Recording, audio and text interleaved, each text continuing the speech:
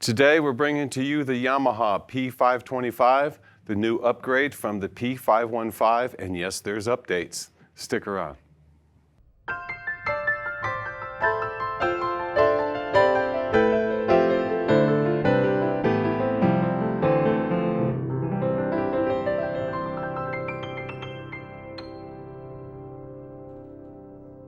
Hi, Ted Barsley with Alamo Piano Galleries. If you haven't already, please subscribe to the channel.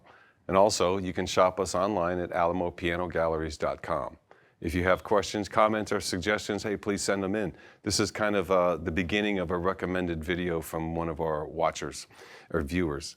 And as promised, this is the Yamaha 525. There's a couple of upgrades to this unit over the previous 515 unit.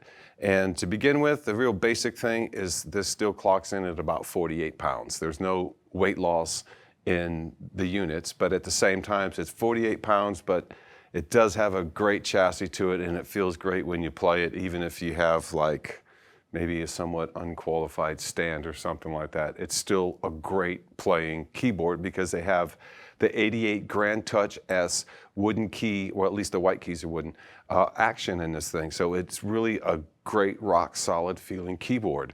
And it has synthetic ivory and ebony keys. It feels great, it plays great, it's really super nice. And when you put that CFX sample on there, which is my favorite grand piano sound that they have on this unit, the Bösendorfer is great, but they have the CFX sample. I absolutely love that. Comes up as number one. The next one is the Bösendorfer Imperial Grand. I think the CFX, I may have a tendency to favor that one a little bit. It's the only sample on the pianos that actually has a binaural sample. And so they use the stereo microphones to record it as if you're sitting behind the 9-foot grand piano. It's really a wonderful sound. Total, in general, there's 48 sounds that come with it, as well as the extra 480 XG extended sounds that go with it. There's 18 drum sounds and special effects kits, so you can go in and do a lot of different things other than just play music. You can play, percussion sounds. You can put together soundtracks, ambience, all that kind of things. It does have the highest polyphony available. It's got a 256 note polyphony, which is great because when you split that in half for the stereo sample, you still get a full fat sound, and it takes quite a bit of a run in arpeggio and a chord passage to get any kind of dropout. And along with that, they also have 40 built-in rhythms along with the metronome, and it is Bluetooth audio and MIDI capability, which is nice. It's got a great sound system in it. This is one of the other thing that was upgraded, the first thing being the GrandTouch-S action. That was an upgrade over the I think it was the NFX action they used to have in it. It was a wooden key action, not quite as nice as the GrandTouch-S.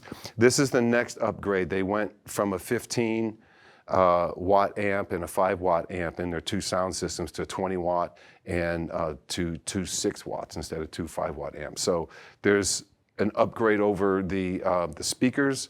As far as the amplifier going to the speakers, but the speakers are still the same. They have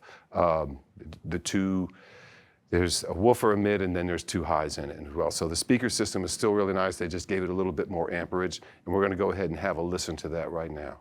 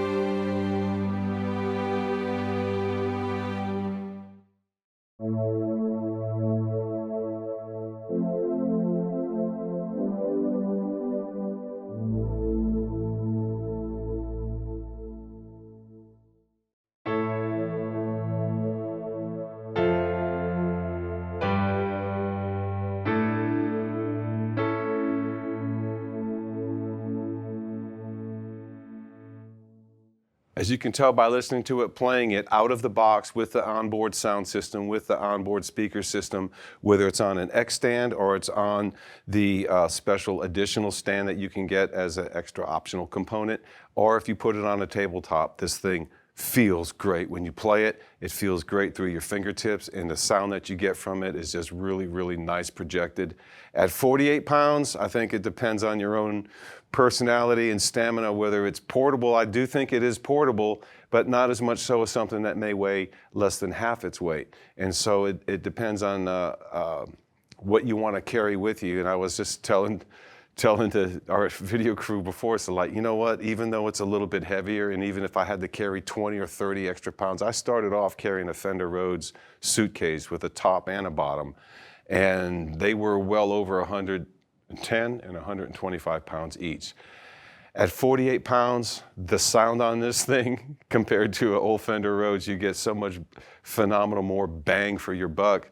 And it's just amazing that 48 pounds is a weight that we can complain about in terms of portability. There are lighter things, and there are other things that you can get that are much, much heavier, much, much sturdier. But my point is, when you haul around that weight, it's generally because there's a nice steel metal chassis with that thing, and it's a rock solid foundation. So when you play on it, you feel like you're playing something quality, and they always seem to sound better, and you seem to enjoy playing them more.